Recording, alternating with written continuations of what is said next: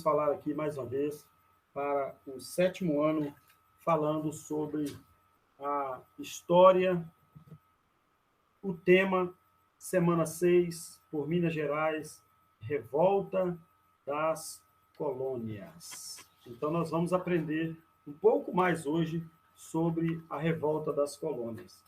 Nós aprendemos que a América foi colonizada pelos portugueses e pelos espanhóis, formando assim o que chamamos hoje de Península Ibérica.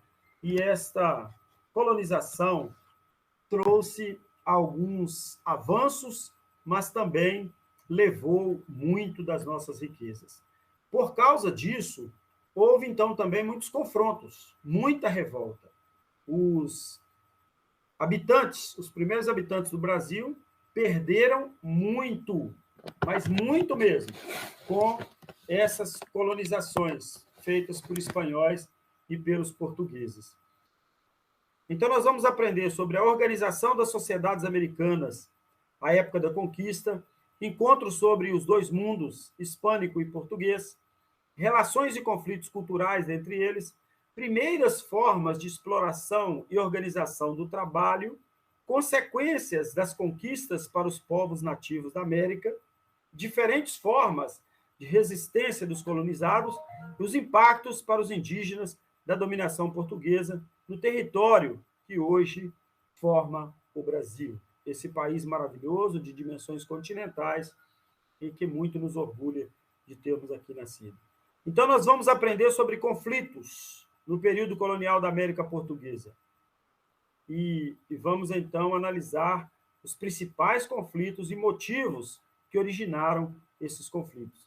No período colonial brasileiro, conhecido também como América Portuguesa, o Brasil é conhecido como América Portuguesa. Como dissemos na aula anterior, o único país da América do Sul que fala português. O único país das Américas que fala português. América do Sul, América Central, América do Norte, apenas o Brasil tem o idioma português como língua oficial. Diversos conflitos, então, surgiram, principalmente na região Nordeste e Sudeste do Brasil. O Sudeste é a região que apresentava maior recurso de riqueza, principalmente o estado de Minas Gerais. Isso gerou grandes conflitos entre mineiros e paulistas, e no Nordeste, entre Pernambuco e os outros estados, como Maranhão, Mato Grosso, Pará, que faziam parte ali do Norte e Nordeste. Com a União Ibérica, que foi a junção das coroas Portugal e Espanha, 1580 a 1640, todas as Américas passaram a ser governadas pelos espanhóis. Toda a América passou a ser governada pelos espanhóis. E neste contexto, então, foi criado a capitania do Maranhão e Grão-Pará. O Brasil, como dissemos, foi dividido em 15 capitanias, dentre elas, capitania do Maranhão, capitania do Grão-Pará. A região possuía um comércio muito tímido, focado principalmente nas especiarias extraídas das matas, chamado de drogas do sertão. Eles colhiam as plantas medicinais, evidentemente com o conhecimento das tribos indígenas, e ali levavam, então, essa chamada droga do sertão, essas especiarias como canela, alecrim, anil, para a Europa e para a África. O trabalho era feito de forma escravagista. Eles escravizavam os índios iam amarrados, acorrentados, para recolher as plantas medicinais, eles tinham que identificar as plantas, identificar para que servia, e então eles coletavam essas plantas e levavam para o comércio exterior. Em 1680, a administração espanhola, então, começou e determinou que todo o comércio de São Luís fosse feito apenas pela Companhia de Comércio do Maranhão. Isso foi criado, então, um monopólio conhecido como estanco.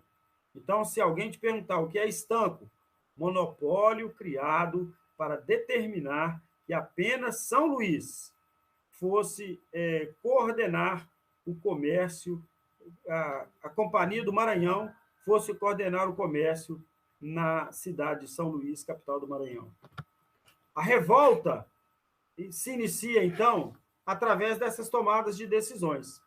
Eles não ficaram satisfeitos, evidentemente, que apenas a Companhia de Comércio do Maranhão fosse administrar esses recursos, visto que os recursos eram tirados tanto na região sudeste quanto na região norte e nordeste.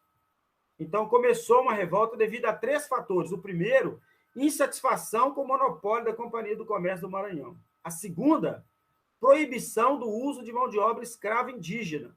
Eles não queriam mais permitir que os índios fossem escravizados para a coleta dessas plantas medicinais e também do ouro. A terceira foi o fato de o governador da região, Francisco Sá e Menezes, morar em Belém do Pará e comandar o estado do Maranhão, ou a capitania do Maranhão, e não morava em São Luís. Então, para eles, para que ele pudesse administrar bem, para que ele tivesse o direito de governar aquela região, ele teria que necessariamente morar em São Luís e não em Belém, na capital paraense.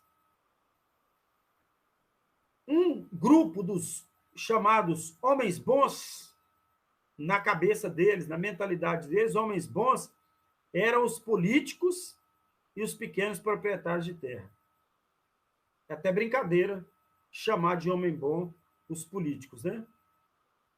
E proprietário de terra até vai lá, porque tem muito proprietário de terra, a maioria deles são bons.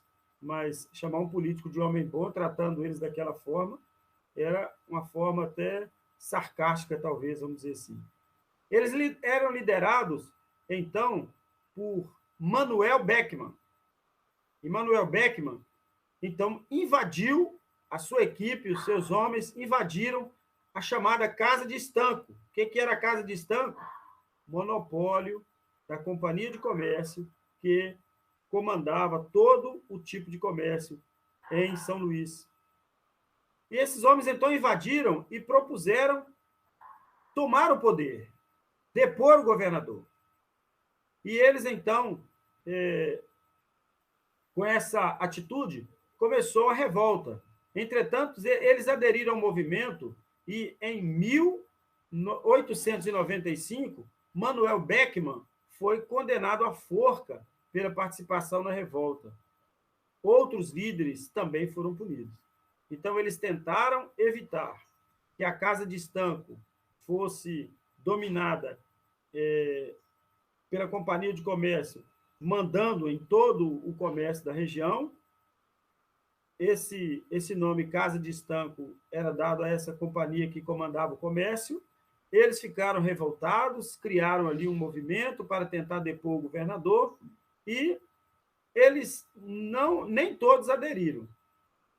Então, como nem todos aderiram ao movimento, Manuel Beckmann foi condenado por subversão e ele foi, então, assassinado, foi morto por causa de liderar essa revolta. Outros líderes também foram punidos exemplarmente, segundo o conceito deles naquela época. Temos também a questão da Guerra dos Emboabas, um movimento que foi travado em Minas Gerais, onde os paulistas queriam dominar as terras mineiras, eles queriam ter todo o direito e exclusividade da exploração do ouro em terras mineiras e foram impedidos. Eles foram impedidos, então, porque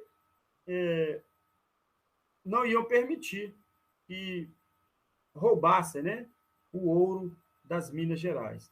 Então, esse conflito, chamado Guerra das Emboabas, Emboabas era um modelo de botas que eles calçavam, eles pareciam com as aves que tinham esse nome. Então, por isso, deram o nome Guerra dos Emboabas. Esse conflito se formou, como dissemos, porque os paulistas queriam explorar a região, com exclusividade. E eles acabaram, então, disputando territórios com eles. A corte portuguesa não deu esse monopólio para esse povo paulista. Com isso, então, os emboabas acabaram disputando o território com os paulistas, liderados por Manuel Nunes Viana. Os emboabas armaram uma emboscada em um local chamado Capão, próximo à cidade de Tiradentes. Renderam e executaram os paulistas, no episódio chamado de Capão da Traição.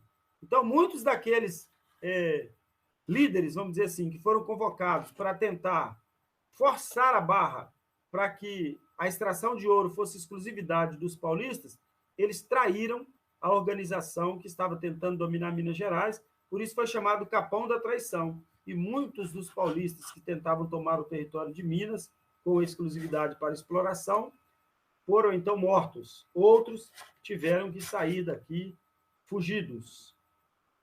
Com a saída, então, dos paulistas, Minas Gerais passou a explorar o ouro mais tranquilamente, e todo esse ouro depois a gente vai entender que era taxado, né, e levado 20% de todo ele para a coroa portuguesa.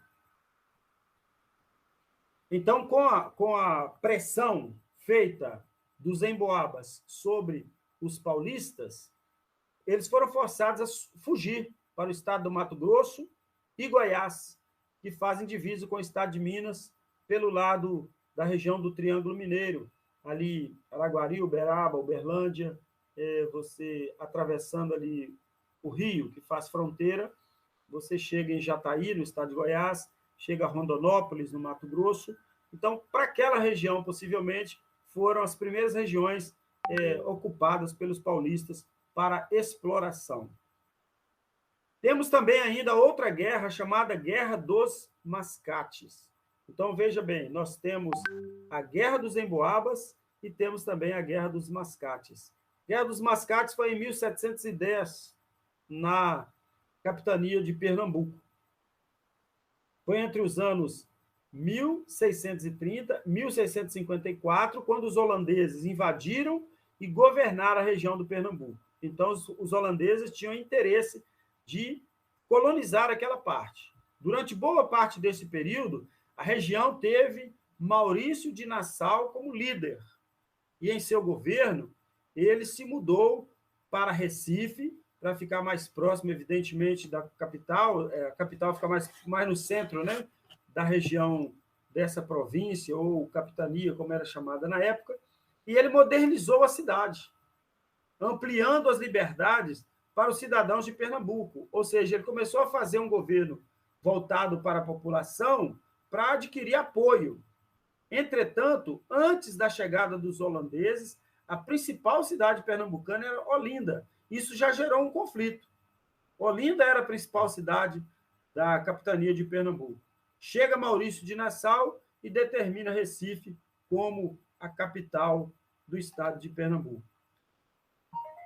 Com a saída dos holandeses de Pernambuco, a tensão entre os senhores de engenho de Olinda e os comerciantes portugueses de Recife aumentou muito, pois a Holanda colonizou das Antilhas e passou a produzir açúcar de melhor qualidade que os holindenses, gerando uma crise na produção açucareira no Brasil.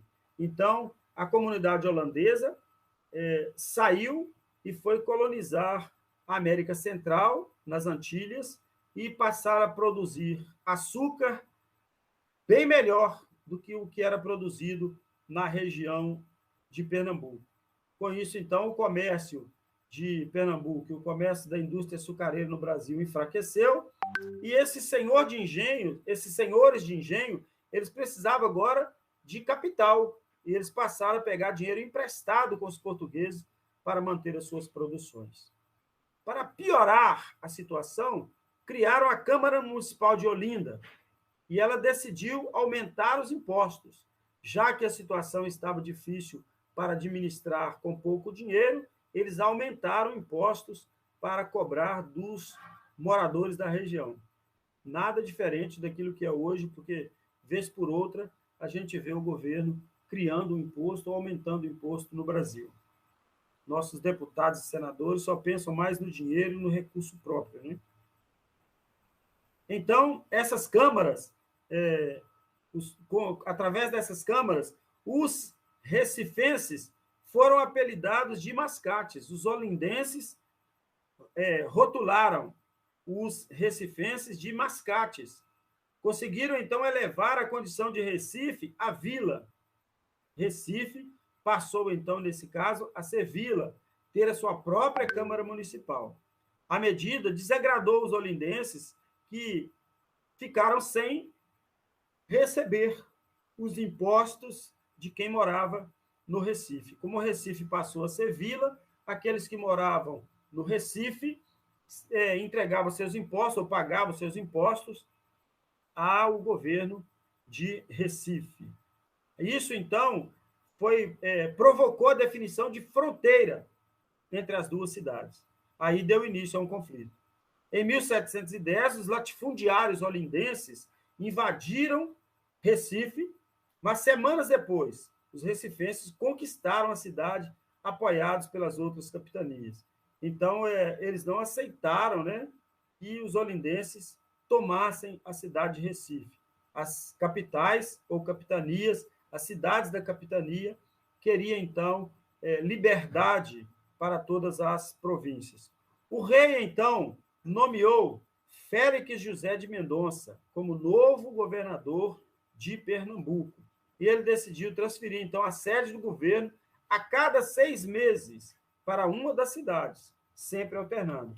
Então, uma atitude sábia, vamos dizer assim, do rei, que foi fazer com que a capital fosse rotativa. De 6 em 6 meses, uma cidade seria a capital desta província ou desta capitania de Pernambuco. Temos também ainda a revolta de Filipe dos Santos, ou chamada revolta Vila Rica.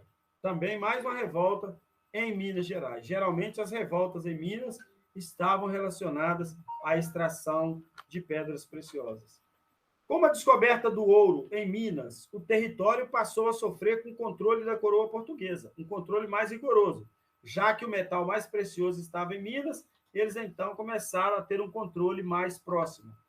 E para isso, eles criaram aquilo que nós falamos lá no início, a Casa de Fundição. As casas de fundição era relativamente como é a Casa da Moeda hoje. Porém, a Casa de Fundição era onde se levava o ouro em pó para ser derretido, formado em barras, e depois ele era taxado.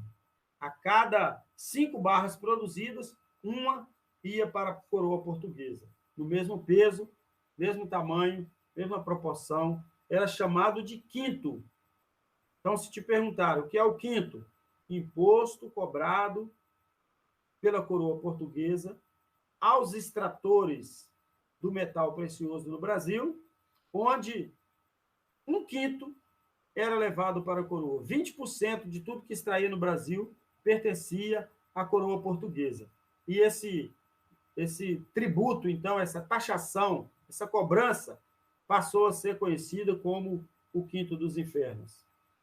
O governo da época era o Conde de Assumar. Passou a levar suas tropas para verificar suspeitas de contrabando.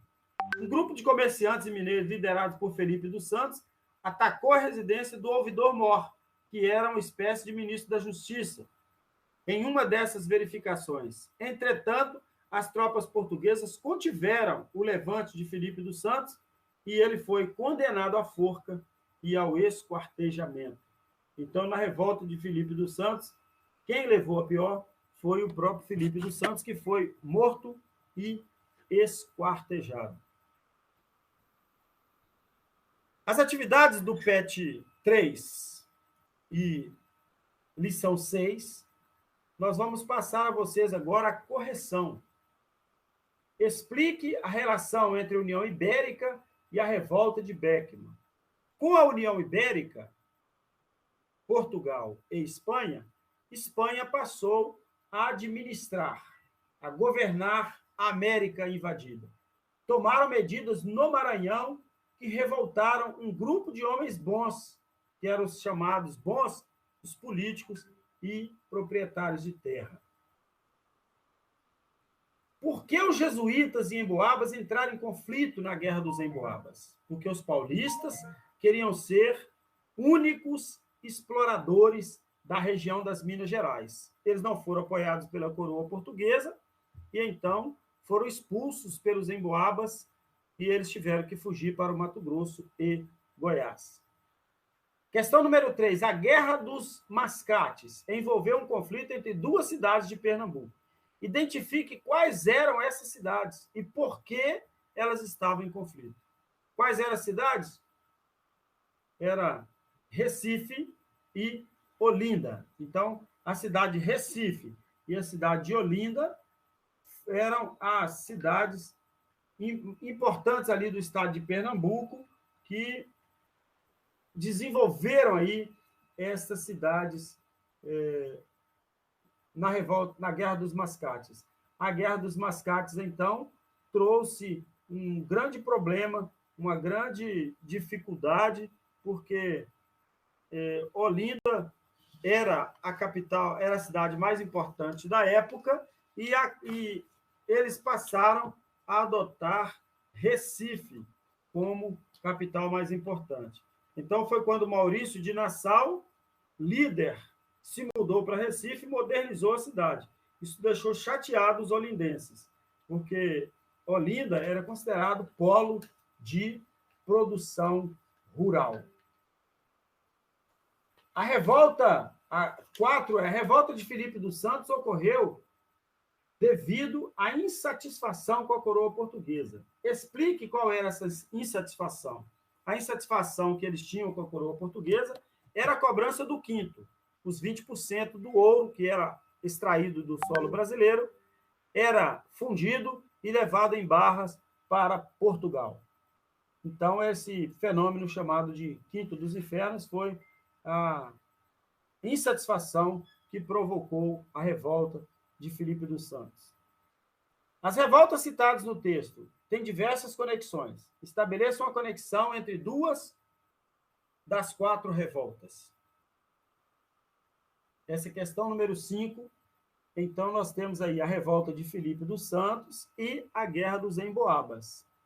Elas ocorreram por conta da descoberta do ouro em Minas. Na Guerra dos Emboabas, os bandeirantes paulistas queriam ser únicos exploradores de todo o ouro aqui no estado de Minas. Eles não conseguiram apoio da coroa e foram expulsos do estado, fugindo rapidamente para os estados vizinhos.